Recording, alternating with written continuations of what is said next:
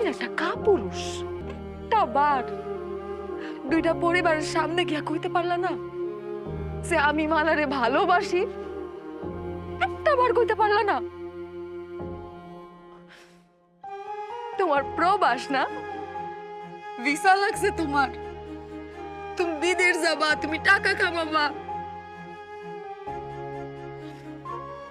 সেই ছোট্টবেলা থেকে সবসময় তোমার পাশে ছিলাম।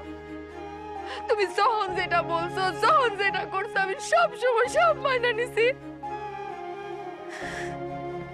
কিন্তু জানো, আমি না কোনোদিন কল্পনাও করি নাই যে তোমার কাছ থেকে আমি এমনি কষ্ট পাবো।